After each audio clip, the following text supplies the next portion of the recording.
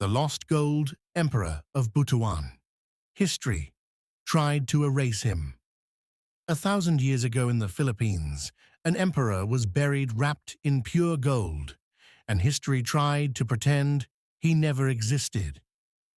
In 1989, treasure hunters in Butuan City made a discovery that would shake the archaeological world.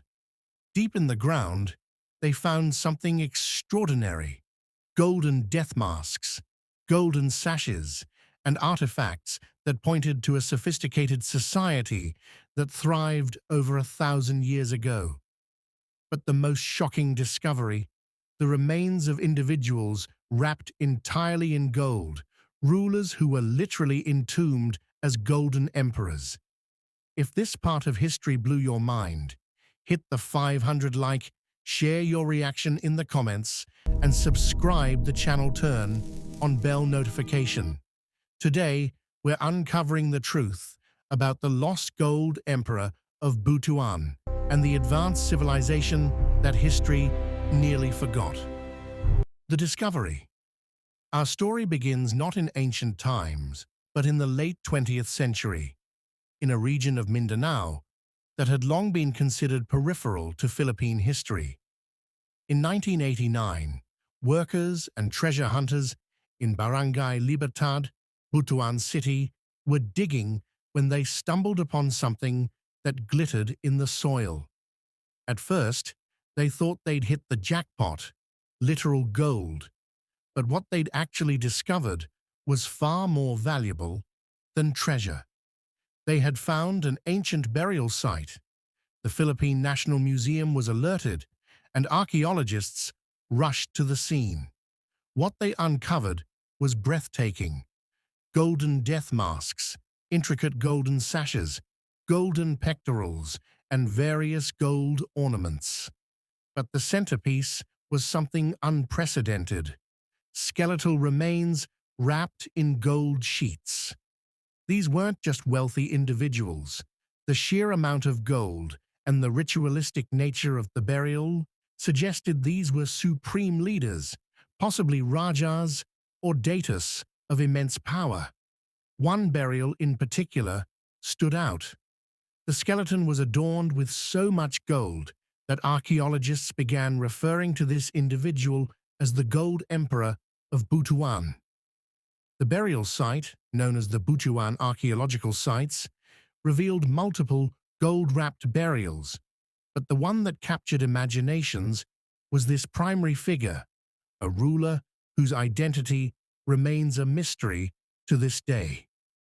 But here's where the story gets even more interesting. This discovery wasn't just about gold. It was evidence of a highly sophisticated pre-colonial civilization that most Filipinos had never learned about in school. The Rajanate of Butuan. To understand the Gold Emperor, we need to understand the civilization he ruled, the Rajanate of Butuan. Long before the Spanish arrived in 1521, Butuan was a powerful trading kingdom located in northeastern Mindanao.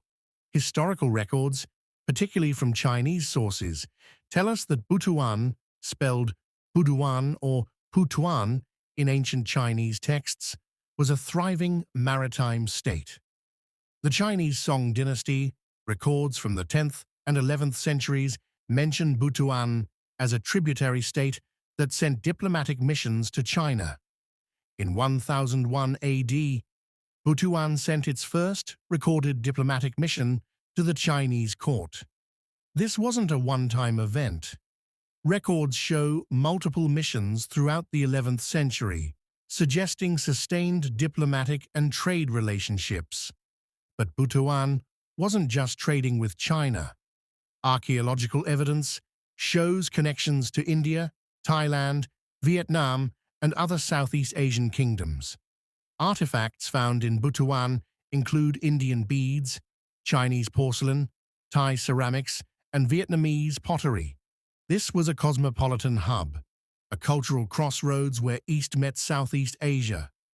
What made Butuan so powerful? Geography and resources. Butuan was strategically located along the Agusan River, which provided access to the interior of Mindanao and its rich natural resources, gold, timber, and agricultural products. The kingdom controlled gold mines and had master craftsmen who could work gold with incredible precision, as evidenced by the intricate golden artifacts found in burial sites. The society was hierarchical, ruled by a Raja or paramount Datu, with various nobles and warriors beneath him.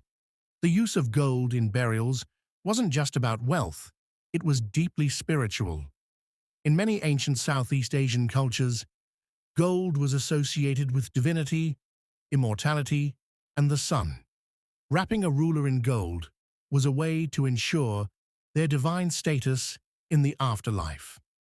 The maritime power. Here's something that will blow your mind. Butuan built ocean-going ships called Balangay that could travel thousands of miles across open ocean. In the 1970s and 1980s, before the gold burials were discovered, archaeologists found several ancient boats buried in the banks of the Agusan River. These weren't canoes or small fishing boats. These were sophisticated plank-built vessels measuring 15 meters long, capable of carrying tons of cargo and dozens of people. The Balangay boats found in Butuan have been carbon dated to between 320 AD and 1250 AD, making them some of the oldest watercraft discovered in Southeast Asia. These boats were made using a technique called edge dowel construction, where planks were fitted together with wooden pegs, a testament to the advanced shipbuilding knowledge of Butuan's people. Think about what this means. Over 1,000 years ago, Filipino seafarers from Butuan were navigating the South China Sea, trading with Chinese emperors, traveling to kingdoms across Southeast Asia, all on vessels they built themselves. This wasn't a primitive society. This was a maritime power. Chinese records describe Butuan ships arriving at Chinese ports laden with goods, gold, pearls, tortoise shells, medicinal products, and exotic woods. In return, Butuan received porcelain, silk, bronze, and other luxury goods. This trade made Butuan wealthy and its rulers powerful. The Balangay wasn't just a trading vessel, it was also a warship. Historical accounts from the Spanish colonial period describe Filipino naval forces using similar vessels in battle, suggesting that Butuan and other Philippine kingdoms had organized naval capabilities. One Chinese account from 1003 AD mentions a Butuan embassy bringing tribute that included gold and cloth. The fact that Butuan could send diplomatic missions thousands of miles away shows organizational capacity, navigational expertise, and political sophistication. Why history forgot?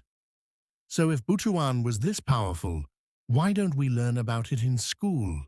Why was the Gold Emperor nearly lost to history? The answer is colonization and its lasting effects.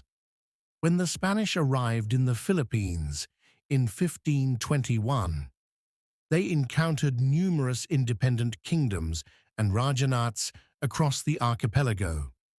The Spanish had a specific agenda: convert the population to Christianity and rewrite history from a European perspective.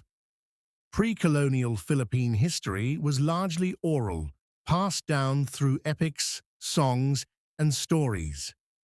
While some kingdoms like Butuan had limited written records, usually in the form of trade documents or inscriptions, much of the historical knowledge was held by community elders and traditional historians. The Spanish systematically destroyed or suppressed pre-colonial cultural materials. Ancient scripts like Baybayin were discouraged. Traditional religious practices were labeled as paganism. Historical epics and oral traditions were dismissed as myths or legends. The Spanish created a narrative that Philippine civilization only truly began with colonization, that before their arrival, Filipinos were primitive people living in the jungle. This narrative was reinforced during American colonization and even persisted into the post-independence education system. Filipino students learned about Western civilization, European kings and empires, but almost nothing about their own powerful pre-colonial kingdoms. Butuan's story was buried, literally and figuratively. The physical evidence lay underground for centuries, while the historical records remained untranslated in Chinese archives or dismissed as unimportant. It wasn't until Filipino archaeologists and historians began actively researching pre-colonial history in the 20th century that the truth started emerging. The discovery of the Balangay boats in the 1970s was the first wake-up call. The gold burials in 1989 were the second. Suddenly, the narrative changed. The emperor's identity. Who was the Gold Emperor of Butuan? We may never know his name. Unlike the written histories of Europe or the extensive records of China, we don't have detailed chronicles of Butuan's rulers. What we have are fragments, archaeological evidence, brief mentions in foreign records, and the artifacts themselves. Some historians speculate that the gold burials date to Butuan's golden age in the 10th to 12th centuries, when the kingdom was at the height of its power.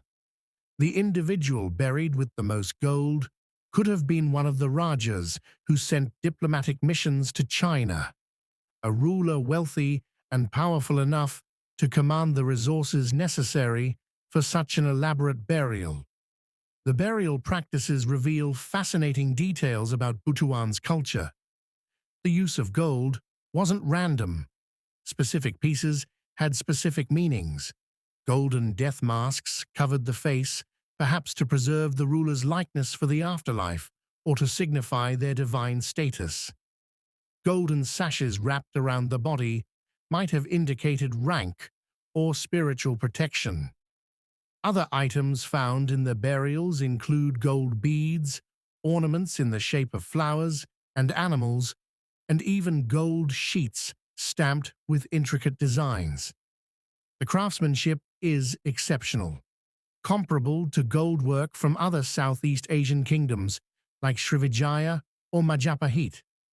One theory suggests that Butuan's rulers practiced a form of ancestor worship combined with Hindu-Buddhist influences from trade contact with India and Southeast Asia.